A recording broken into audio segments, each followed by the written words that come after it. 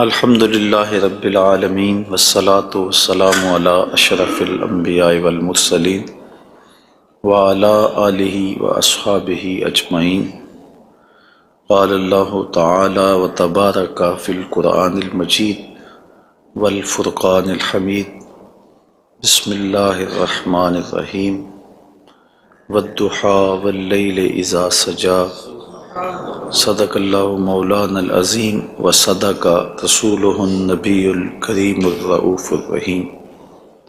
اللہم نور قلوبنا بالقرآن وزین اخلاقنا بالقرآن وادخلنا الجنة بالقرآن ونجنا من النار بالقرآن۔ قال اللہ تعالی وتبارک فی شان حبیبہ مخبرا وآمرا ان اللہ وملائکتہ یصلون علی النبی یا ایہا الذین آمنوا صلوا علیہ وسلموا تسلیما۔ الصلاۃ والسلام علیک یا نبی الرحمہ وعلی آلک واصحابک یا رسول الملاحمہ۔ الصلاۃ والسلام علیک یا رسول اللہ وعلی آلک واصحابک یا محبوب رب العالمین۔ تمام حمد و ثناء، تعریف و توصیف اللہ جل مجدہ الکریم کی ذات بابرکات کے لیے، جو خالق کائنات بھی ہے اور مالک شاشہات بھی۔ اللہ جل وعلا کی حمد و ثناء کے بعد رسول رحمت، شفیع معظم، نبی محتشم، اللہ کے پیارے، امت کے سہارے، رب کے محبوب، دانائے غیوب، مالک رقاب امم، فخر عرب و عجم، والی کون و مکان، سیاہ لا مکان، سید انس و جاں، سرور لالا رخاں، نیر تاباں، سر نشین مہوشاں، ماہ خوباں، شہنشاہ حسینہ، تتمہ دوراں، سرخیل زہرہ جمالاں، جلوہ صبح ازل، نور ذات لم یزل، باعث تکوین عالم، فخر آدم و بنی آدم، نیر بطہا، رازدار ما اوہا، شاہد ما طغا، صاحب علم نشرہ، معصوم آمنہ احمد مجتبیٰ،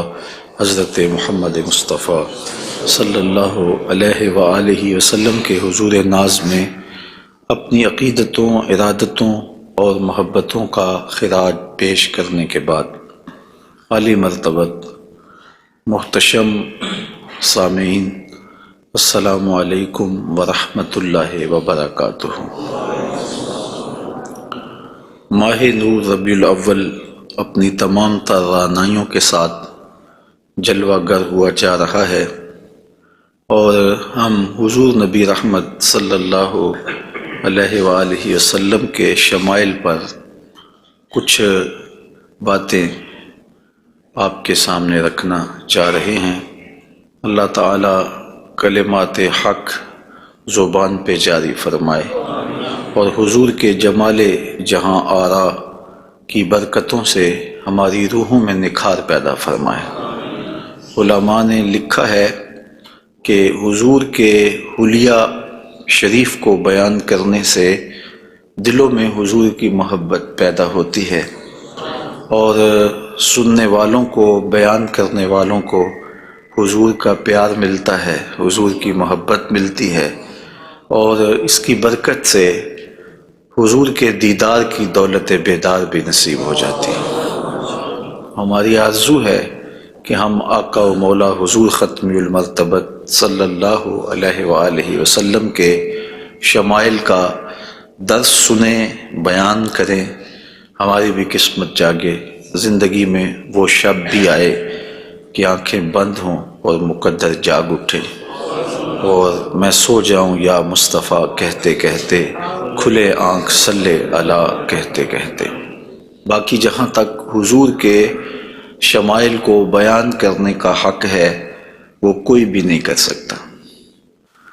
ہم تو 14 صدیوں کے فاصلے پہ ہیں۔ جن لوگوں نے حضور کو دیکھا، وہ بھی حضور علیہ السلام کا حلیہ بیان کرنے سے اپنے آپ کو قاصر سمجھتے ہیں۔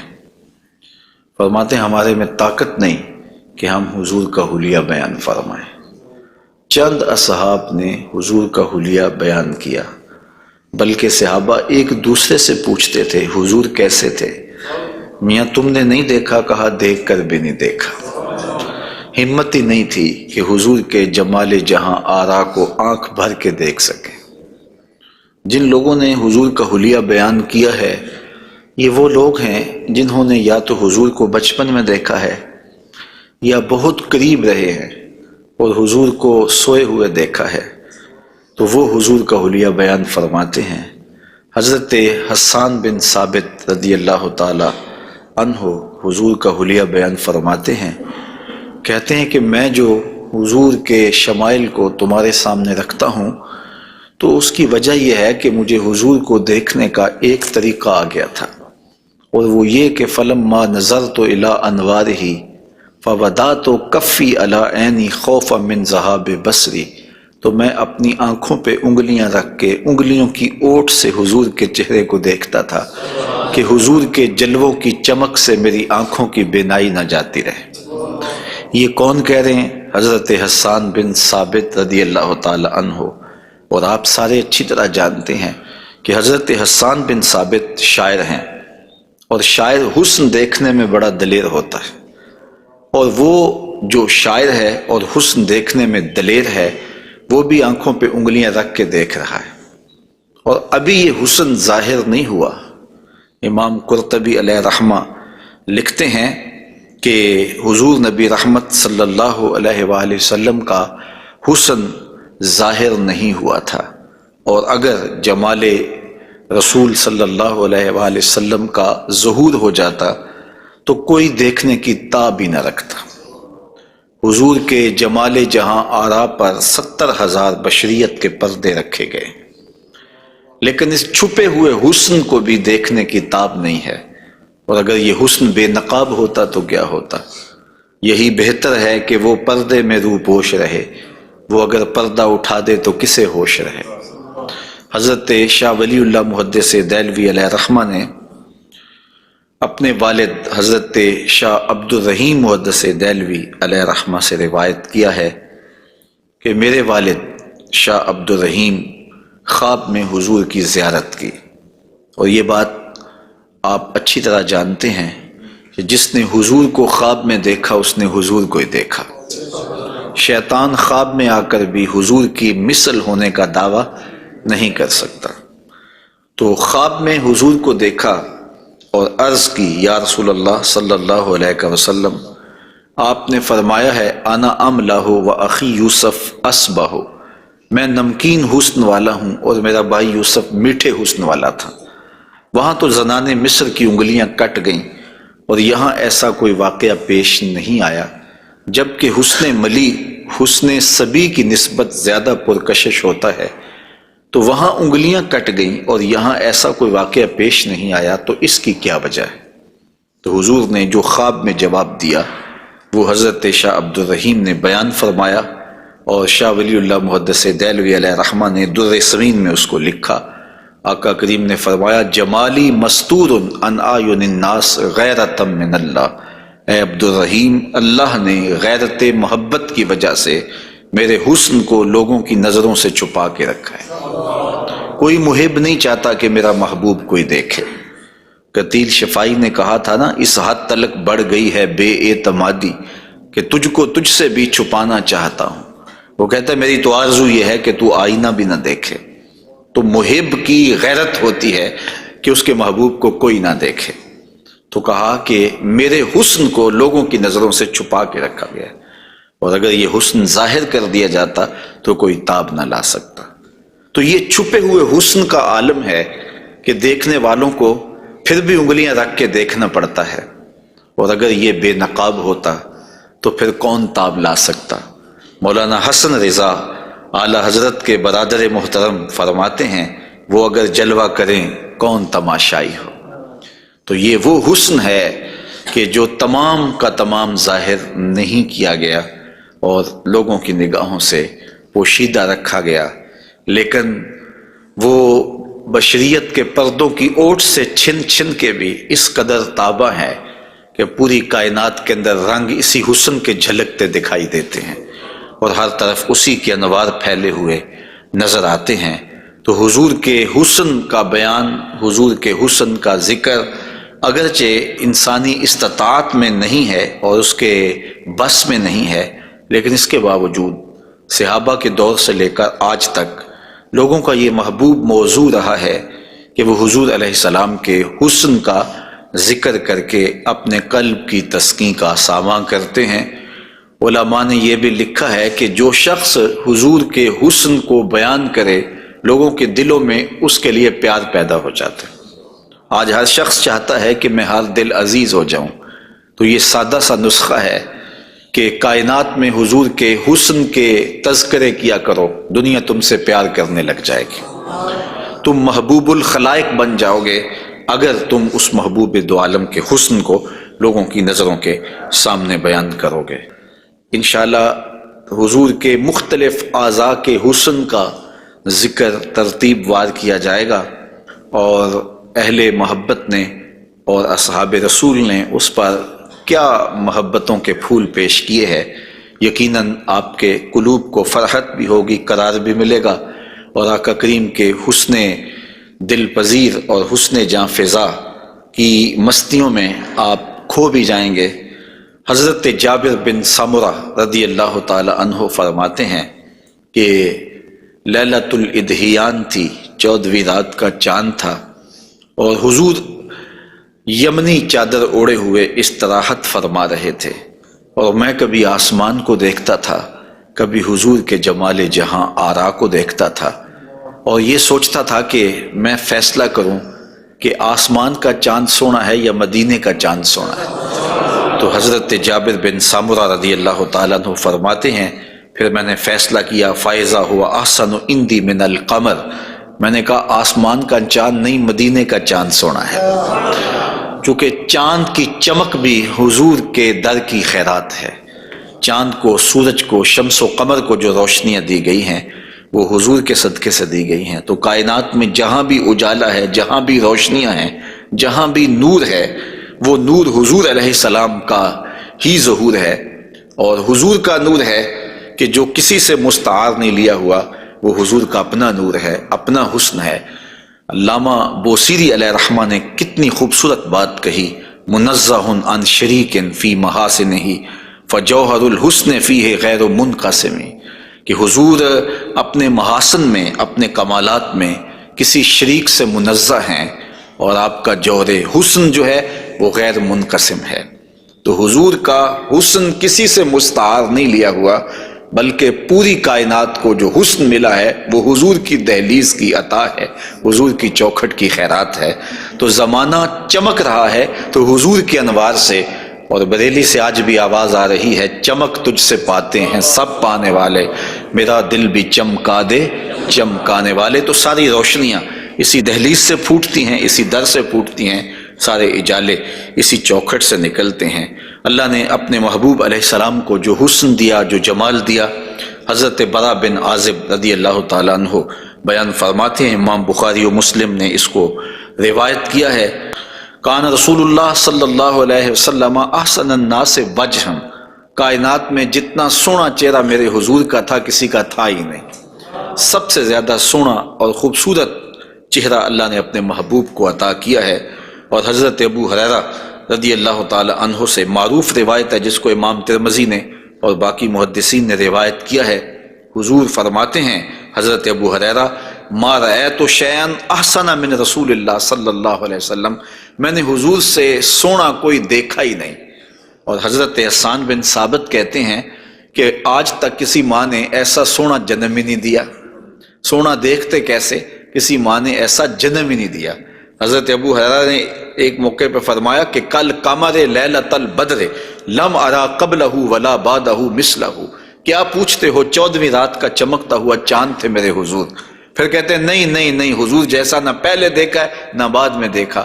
تو حضرت حسان بن ثابت فرماتے دیکھتے کیسے، کسی ماں نے جنم دیا ہوتا تو دیکھتے۔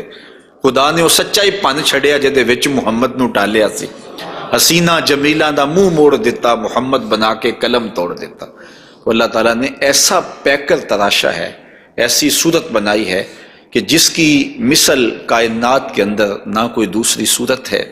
اور میرے محبوب کے جمال جیسا نہ کوئی دوسرا جمال ہے، تو وہ حسن، وہ جمال، وہ کمال اور وہ شانیں اور وہ مراتب رفیع عطا کیے گئے جو انہی کا مقسوم ہے۔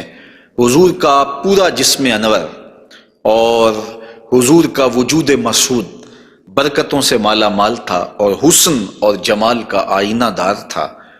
لا یجلس الذباب علی جسدہ، ساری زندگی حضور کے بدن پہ کبھی مکھی نہیں بیٹھی، آقا کریم علیہ الصلوۃ والسلام کے بدن پہ کبھی میل نہیں آیا، حضور کی آنکھوں کے اندر کبھی میل نہیں آیا، حضور کو ساری زندگی بلغم نہیں آئی، آقا کریم کی مبارک بغلیں بے بال تھیں اور بالکل باقی جلد کی طرح سفید تھیں۔ حضور علیہ السلام کا لعاب شہد سے زیادہ میٹھا تھا اور کستوری سے زیادہ خوشبودار تھا۔ حضور کے فضلات مبارکہ جو ہے وہ امت کے حق میں پاک ہیں، اور جہاں حضور علیہ السلام قضائے حاجت کے لیے جاتے تو وہاں بعد میں جا کے دیکھا جاتا تو کوئی چیز نظر نہ آتی سوائے کستوری کی خوشبو کے۔ تو آقا کریم علیہ الصلوۃ والسلام کو کبھی جمائی نہیں آئی، کبھی حالت نیند میں حضور نبی رحمت صلی اللہ علیہ وآلہ وسلم ناپاک نہیں ہوئے، حضور نبی رحمت صلی اللہ علیہ وسلم پر کوئی نجاست نہیں آئی، اور آقا کریم کے بدن کا سایہ بھی نہیں تھا تاکہ زمین کے اوپر حضور کا سایہ نہ گرے۔ کائنات میں ایسا کون ہو سکتا ہے جیسا آمنہ کا لال تھا؟ تو وہ حسن دیا گیا، وہ جمال دیا، جس پہلو سے دیکھو حضور بے مثال نظر آتے ہیں اور بے مثل نظر آتے ہیں۔ آئیے ہم حضور نبی رحمت صلی اللہ علیہ وآلہ وسلم کے جسم کے حوالے سے پہلے کچھ بات کریں اور پھر حضور کے اعضاء کی طرف چلتے ہیں۔ حضور کا مبارک جسم بے سایہ تھا، اور یہ سایہ نہ چاند کی چاندنی میں دکھائی دیتا تھا اور نہ سورج کی روشنی میں پڑتا تھا۔ حضرت ذکوان رضی اللہ تعالی عنہ روایت کرتے ہیں، فرماتے ہیں کہ ان رسول اللہ صلی اللہ علیہ وسلم لم یکن یرا لہ ظل فی شمس ولا قمر، حضور کا سایہ نہ سورج کی روشنی میں ہوتا تھا اور نہ چاند کی چاندنی میں ہوتا تھا۔ اور حضرت عثمان رضی اللہ تعالی عنہ خلیفہ ثالث رضی اللہ تعالی عنہ اس کی وجہ بیان فرماتے ہیں کہ حضور کا سایہ کیوں نہیں تھا۔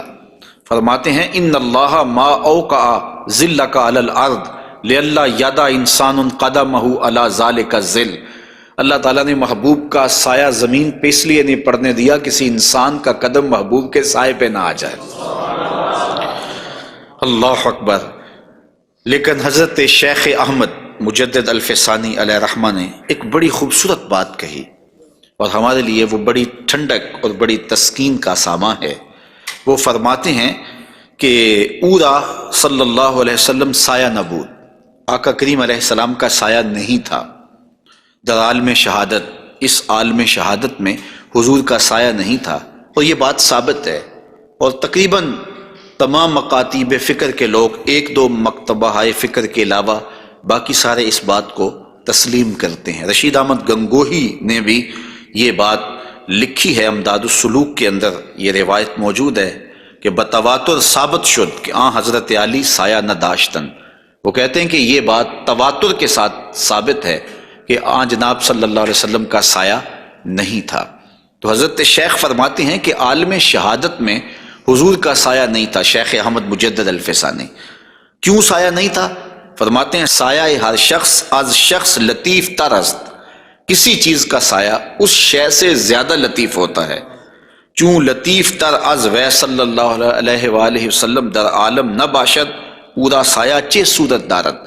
جب حضور سے لطیف کائنات میں شے ہی کوئی نہیں ہے تو پھر سایہ کیا معنی رکھتا ہے؟ کائنات میں حضور سے لطیف ہے ہی کوئی چیز نہیں ہے، حضور کی مثل عالم امکان میں ممکن ہی نہیں ہے۔ اب مجھے یہ بتائیں کہ جس کا سایہ بھی نہیں تھا اس کا ثانی ہو سکتا ہے؟ تو یہ کون خاکے تراش رہے ہیں؟ کس کے خاکے تراش رہے ہیں؟ خاکے تو خاکیوں کے ہوتے ہیں۔ جو پیکر نور ہو، جس کا سایہ بھی نہیں ہے، اس کے خاکے کیسے ہو سکتے ہیں؟ تو حضور کی مثل تو بزم عالم میں ممکن ہی نہیں ہے۔ اقبال بھی بول پڑے رخ مصطفیٰ ہے وہ آئینہ، کہ اب اس سا دوسرا آئینہ نہ کسی کی بزم خیال میں نہ دکان آئینہ ساز میں، ممکن ہی نہیں ہے۔ خدا نے وہ سچائی پان چھڑیا جدے وچ محمد نو ڈالیا سے۔ تو آقا کریم علیہ الصلوۃ والسلام کا سایہ نہیں بنایا، اور کائنات کے اندر وہ بے مثل بھی ہیں، وہ بے مثال بھی ہیں۔ تو یارو جس کا سایہ بھی نہیں ہے اس کا ثانی کیسے ہو سکتا ہے؟ تو آقا کریم علیہ الصلوۃ والسلام کا مبارک قد انور، حضور کا جسم نور، اللہ تعالیٰ جل شانہ نے حضور کو قد رانا دیا ہوا۔ امیر خسرو نے کہا تھا نا، پری پیکر نگارے سرو قد لالا رخسارے، سراپا آفتے دل بود شب جائے کہ من بودم، خدا خود میرے مجلس بود اندر لا مکان خسرو، محمد شم محفل بود شب جائے کہ من بودم۔ تو حضور کا قد انور، اللہ اکبر، اس کے بارے میں حضرت سیدنا علی المرتضیٰ رضی اللہ تعالی عنہ سے مروی روایت سنیے۔ فرماتے ہیں لم یکن بالطویل الممغت ولا بالکثیر المتردد وکان ربعۃ من القوم لم ارى قبلہ ولا بعدہ مثلہ۔ فرمایا کہ حضور علیہ السلام کا قد لمبا بھی نہیں تھا، حضور پست قامت بھی نہیں تھے، حضور درمیانی قد و قامت کے حامل تھے۔ پھر آگے کہتے ہیں نہیں حضور جیسا نہ پہلے دیکھا نہ بعد میں دیکھا۔ اور حضرت انس رضی اللہ تعالیٰ عنہ فرماتے ہیں کان رسول اللہ صلی اللہ علیہ وسلم لیس بالذاہب طولا وفوق الربا اذا جامع القوم غمرہم۔ فرماتے ہیں حضور پست قامت نہیں تھے، حضور درمیانی قد و قامت کے تھے۔ پھر کہتے ہیں نہیں، درمیانی قد و قامت سے بھی اٹھتا ہوا حضور کا قد تھا، یعنی قد اتنا لمبا نہیں تھا کہ بہت لمبا قد بھی اچھا نہیں لگتا اور پست قامتی بھی عیب ہے، تو درمیانہ قد ہونا یہ حسن ہے، لیکن درمیانے سے بھی کچھ اٹھتا ہوا یہ مزید حسن ہے، اور یہ اللہ نے اپنے محبوب کو قد دیا تھا۔ لیکن اس کے ساتھ یہ شان تھی کہ لمبے لمبے قد والے لوگ موجود ہوتے اور حضور بھی ان میں موجود ہوتے۔ اذا جامع القوم غمرہم، جب حضور تشریف فرما ہوتے تو حضور سب سے اونچے دکھائی دیتے، قد درمیانہ تھا لیکن دکھائی اونچے دیتے۔ علماء نے اس کی تشریح میں لکھا ہے کہ حضور علیہ الصلوۃ والسلام کا یہ معجزہ تھا، یہ شان تھی، یہ نبوی وجاہت تھی کہ حضور سب سے اونچے دکھائی دیتے تھے۔ ام معبد جو حضور کا حلیہ بیان کرتی ہیں، اور انشاءاللہ ان سے مروی روایت اور ان کا تفصیلی واقعہ ہم آگے چل کے بیان بھی کریں گے، تو وہ حضور کے قد پر کہتی ہیں غصن بین غصنین، دو شاخوں کے درمیان اٹھتی ہوئی جیسے شاخ ہوتی ہے، اس طرح حضور کا قد رانا تھا۔ تو آقا کریم علیہ السلام کا قد، اللہ اکبر۔ حضرت انس سے ایک اور روایت سن لیجئے، وہ فرماتے ہیں کان رسول اللہ صلی اللہ علیہ وآلہ وسلم احسن الناس قواما و احسن الناس وجہا، کہتے ہیں جیسی قد و قامت میرے حضور کی تھی، کائنات میں اتنا سونا قد کسی کا نہیں، اور جتنا سونا چہرہ میرے حضور کا تھا ایسا سونا چہرہ کسی کا نہیں ہے۔ قد بھی سونا اور چہرہ بھی سونا، اور زمانے میں اتنا سونا رب نے کوئی پیدا ہی نہیں کیا، چونکہ سب سے حسین سب سے جمیل اپنے محبوب کو بنایا۔ لکھاں آئے لوگ زمانے تے محبوب خدا جیا کوئی نہیں، لکھاں سونے بن بن بیندے نے اودی خاکے پا جیا کوئی نہیں۔ جو حسن انہیں دیا، جو جمال انہیں دیا، وہ انہی کی خوبی ہے۔ حضور نبی رحمت صلی اللہ علیہ وآلہ وسلم کے قدموں کے حسن کا ذکر کرتے ہیں۔ حضرت نبی رحمت صلی اللہ علیہ وآلہ وسلم کے مبارک قدموں کی جو ہتھیلیاں تھیں وہ پرگوشت تھیں، اور انگلیاں قوی بھی تھیں، مضبوط تھیں اور خوشنما تھیں، اور مبارک تلوے گہرے تھے اور صاف تھے، نرم تھے اور چکنے تھے۔ اگر ان پر پانی ڈالا جائے تو پانی بہہ جاتا، اور جب آقا کریم چلتے تو حضور ایسے لگتا جیسے بلندی سے نیچے اتر رہے ہیں۔ وقار کے ساتھ حضور قدم زور کے ساتھ اٹھاتے اور وقار کے ساتھ آگے بڑھاتے، اور یوں محسوس ہوتا کہ جس طرح بلندی سے حضور نیچے کی طرف آ رہے ہیں۔ آقا کریم علیہ الصلوۃ والسلام بہت تیز چلتے نہیں تھے، لیکن ایسے لگتا تھا جس طرح زمین حضور کے لیے لپیٹ دی گئی ہے، اور اگر لوگ حضور کے ساتھ چلنا چاہتے تو حضور کے ساتھ چل نہیں سکتے تھے۔ اللہ نے اپنے محبوب کو وہ رفتار عطا فرمائی، زمین بھی سمیٹ دی گئی تھی حضور کے لیے، اور وقت بھی سمیٹ دیا گیا تھا حضور کے لیے۔ اور آقا کریم علیہ الصلوۃ والسلام کے قدم مبارک کی انگلیاں وہ بڑی خوبصورت تھیں، لیکن جو درمیان والی انگلی ہے وہ انگلی باقی انگلیوں سے زیادہ قد آور تھی، لمبی تھی۔ آئیے ذرا اس انگلی کا حال حضرت میمونہ بنت کردم رضی اللہ تعالی عنہا سے سنیے۔ یہ ایک صحابیہ ہیں جو اپنے والد گرامی کے ساتھ حضور کی خدمت میں حاضر ہوئیں۔ تو ان کے والد گرامی نے حضور سے کوئی بات پوچھی، اور آقا کریم اس وقت ناقہ کے اوپر، اونٹنی کے اوپر سوار تھے، تو ان کا جی چاہا کہ میں حضور کا دیدار کروں، لیکن حضور کے چہرے کی وجاہت نے ان کو حضور علیہ السلام کے چہرے کی جانب آنکھ بھر کے دیکھنے نہ دیا، تو کہا اب آئی ہوں تو حضور کے مبارک پاؤں کو دیکھنے لگی۔ تو حضرت میمونہ بنت کردم فرماتی ہیں فما نسیتو فی ما نسیتو طول اصبع قدمہ السبابہ علی سائر اصابعہ، کہا مدت ہو گئی ہے میں نے حضور علیہ السلام کو دیکھا تھا، اور حضور کے مبارک پاؤں کی انگلیوں میں سے جو درمیان والی انگلی ہے، اس انگلی کا جو قد باقی انگلیوں سے تھوڑا سا لمبا تھا، آج تک میری آنکھوں سے وہ حسن نہیں ہٹتا ہے، وہ حسن ہی زائل نہیں ہوتا ہے، اب تک میری نگاہوں میں وہی جلوے ہیں کہ حضور علیہ السلام کی انگلی جو ہے وہ باقی انگلیوں کی نسبت جو ہے وہ زیادہ درمیان والی انگشت سبابہ جو تھی وہ زیادہ لمبائی میں تھی۔ تو حضرت میمونہ بنت کردم ابھی تک اس انگلی کے حسن میں کھوئی ہوئی ہیں۔ مجھے بتاؤ جس کی انگلی، پاؤں کی انگلی اتنی حسین ہے، اس کی آنکھیں کتنی حسین ہوں گی۔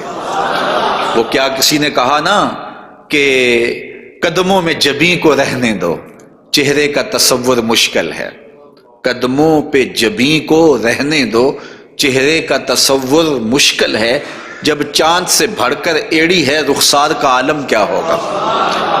یہ تو انگلی کا حسن ہے کہ میمونہ بنت کردم ساری زندگی یہی احساسہ ہے، لوگوں کو بتاتی ہیں کہ لوگوں میں نے حضور کی انگلی دیکھی ہوئی ہے۔ تو جس نے حضور کے قدم انور کی انگلی کی زیارت کی ہے وہ تو ناز کرے، اور پھر اس عائشہ صدیقہ محبوب کائنات کی قسمت پہ ناز نہ کریں جن کی آغوش میں حضور کا سر انور ہوتا تھا۔ تو حضرت میمونہ بنت کردم رضی اللہ تعالی عنہ فرماتی ہیں کہ میں ابھی تک اس انگلی کے جمال کو بھول نہیں پائی۔ آقا کریم علیہ السلام کے قدموں کے بارے میں آتا ہے کہ کان رسول اللہ صلی اللہ علیہ وسلم احسن البشر قدما، کائنات میں جتنے سونے قدم میرے حضور کے تھے اتنے سونے قدم بھی کسی کے نہیں تھے۔ حضرت انس اور حضرت ابو ہریرہ اور ہند بن ابی حالہ رضی اللہ تعالیٰ عنہ حضور کے قدموں کے بارے میں شسن القدمین، اور حضرت امام ترمذی نے مسیح القدمین کے لفظ بولے ہیں کہ نرم آپ کے قدم تھے، اور آپ کے قدم جو ہے وہ چمکدار تھے، روشن تھے، آپ کے قدم پرگوشت تھے، اور آپ کے مبارک پاؤں خوبصورت تھے۔ اور تلوے جو تھے اس کے بارے میں دو روایات ہیں، ایک روایت یہ ہے کہ اخمسان، اور ایک روایت کے اندر لفظ ہیں لیس لہا اخمس، کہ جو تلوے ہیں وہ درمیان سے جو ہیں وہ پرگوشت تھے، اور ایک ہے کہ درمیان سے پرگوشت نہیں تھے۔ تو یہ دو روایات کی تطبیق کیسے ہوگی؟ بعض نے کہا کہ حضور کے مبارک تلوے جو تھے وہ درمیان سے پرگوشت نہیں تھے، اور بعض نے کہا کہ بالکل درمیان سے پرگوشت ہی تھے اور بالکل سیدھے تھے۔ علماء نے کہا کہ درمیان سے خلا تو تھا، لیکن جب حضور قدم رکھتے تھے تو آقا کریم علیہ السلام قدم جو ہے وہ پوری طرح جماؤ کر کے رکھتے تھے، اور جب وہ نقش بنتا تھا تو وہ نقش پورا بنتا تھا۔ اور یہاں محدثین نے کمال کر دی، کہا رب نے یہ نہیں چاہا کہ میرے محبوب کے تلووں کا نقش ناتمام بنے، نقش پورا بنتا تھا۔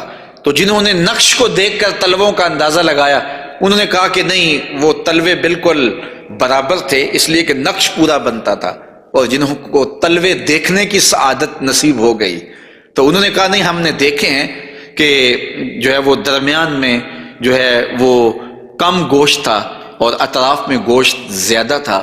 تو صحابہ نے حضور کے تلووں کے بارے میں یہ رائے بیان فرمائی ہے۔ حضرت ابو ہریرہ رضی اللہ تعالی عنہ فرماتے ہیں انہ صلی اللہ علیہ وسلم کان اذا مشى علی الصخر غاصت قدماہ فیہ، جب کبھی آپ ننگے پاؤں چلتے کسی پتھر کے اوپر، کسی چٹان کے اوپر، تو وہ چٹان اور پتھر حضور کے لیے نرم ہو جاتے، اور آقا کریم علیہ السلام کے مبارک قدم جو ہے اس پتھر کے اندر جو ہے وہ دنس جاتے اور نشان بن جاتے۔ جس طرح مقام ابراہیم پہ آپ دیکھ سکتے ہیں کہ حضرت اسماعیل علیہ السلام کے قدموں کے نشانات اس پتھر نے محفوظ کر لیے، تو یہ پتھر جن پتھروں پہ حضور چلتے تھے وہ اپنی چھاتی پہ حضور کے تلووں کے نشان محفوظ کر لیتے تھے۔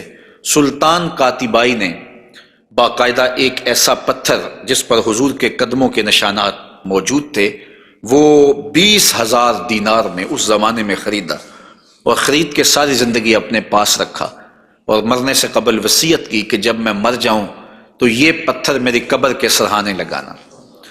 علامہ خفاجی علیہ رحمہ نسیم الریاض میں لکھتے ہیں کہ وہ پتھر آج بھی ان کی قبر کے سرہانے پہ لگا ہوا ہے، اور لوگ اس کو اپنے لیے اعزاز سمجھتے تھے، اور یہ وہ قدم ہیں کہ جہاں آتے اس جگہ کی قسمت جاگ پڑتی۔ یہ قدم اور یہ مبارک تلوے یہ تو عرش نے بھی چومے ہیں نا۔ اعلیٰ حضرت نے کیا خوب کہا، زہ عزت و اطلاع محمد، کہ ہے عرش حق زیر پائے محمد، کہ عرش حق حضور کے قدموں کے تلے تھا، اور یہ تلوے وہاں عرش الہی پہ لگے ہیں، اور یہ وہی تلوے ہیں جو حضرت جبریل امین کو چومنے کی سعادت بھی ملی ہے۔ جب معراج کی شب حاضر ہوئے تو محبوب استراحت کر رہے تھے، تو جبریل عرض گزار ہوئے کہ محبوب تیرا نبی تو سویا ہے، تو آواز آئی یا جبریلو قبل قدمہ، میرے محبوب کے قدم چوم لے۔ تو جبریل امین نے حضور کے قدم چوم لیے، تو پھر کیا لطف آیا ہوگا۔ کسی نے تصور میں جبریل سے پوچھا کہ حضور کے قدم چومے تھے، تلیاں چومی تھیں، تو بتا کیا کیف ملا؟ تو اس نے زبان حال سے کہا، نہ جنت کی کلیوں میں دیکھا مزہ جو محمد کی تلیوں میں دیکھا۔ حضور علیہ السلام کے مبارک قدم جہاں پڑتے وہاں رحمتیں اور برکتیں ہی نازل ہوتی۔ ذی المجاز کی منڈی میں اپنے چچا کے ساتھ حضرت علی المرتضیٰ رضی اللہ تعالیٰ عنہ کے والد جناب ابو طالب کے ساتھ حضور جا رہے تھے۔ انہوں نے کہا کہ مجھے تو بڑی سخت پیاس لگی ہے، تو آقا کریم علیہ الصلوۃ والسلام نے سواری سے اتر کے زمین پر زور سے اپنا پاؤں مارا، تو جب آپ نے پاؤں مارا تو چشمہ پھوٹ پڑا، اور اپنے چچا سے کہا کہ یہاں پانی پی لیجیے گا۔